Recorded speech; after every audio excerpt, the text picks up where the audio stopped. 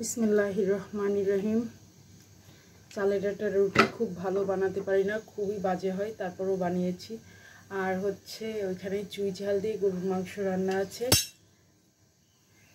চালের আটার রুটি আমি একদম ভালো বেলতে পারি না, তারপরও যতটুকু শেপ দিতে পেরেছি আলহামদুলিল্লাহ।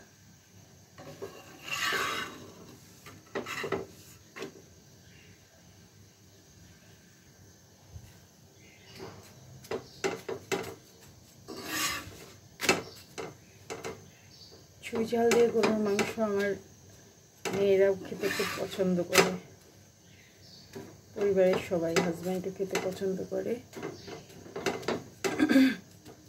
গরুর মাংস আর চালের আটার রুটি ভীষণ মজার একটা খাবার।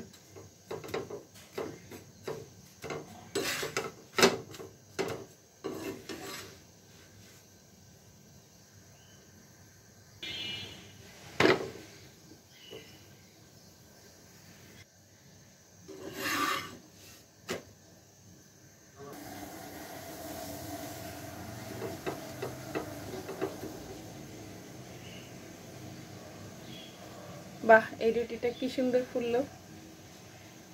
ওয়াও, মাশাআল্লাহ, একেবারে সেই রকম পারফেক্ট একটা রুটি।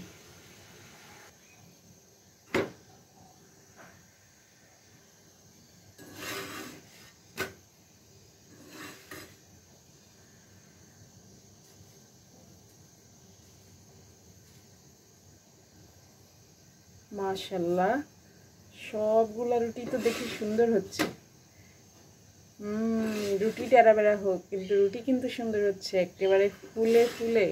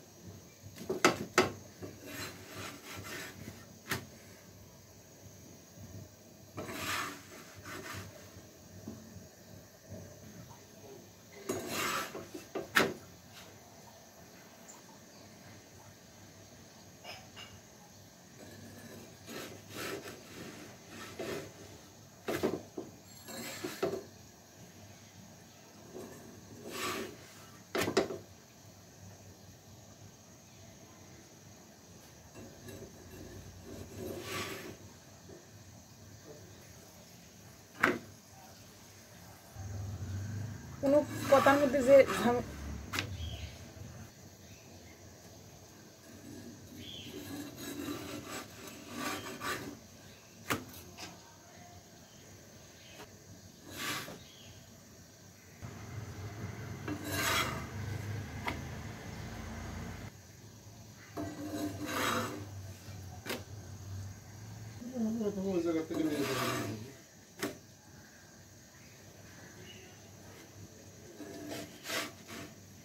সর্বশেষ রুটিটাও বানানো হয়ে গেল টুপুস ফুলে।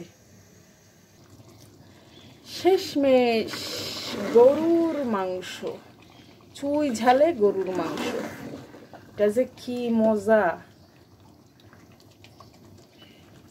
সেই রকম মজার একটা গরুর মাংস। যারা যারা খেতে চান তারা তারা রান্না করে খেয়ে নেন চুই ঝাল দিয়ে গরুর মাংস।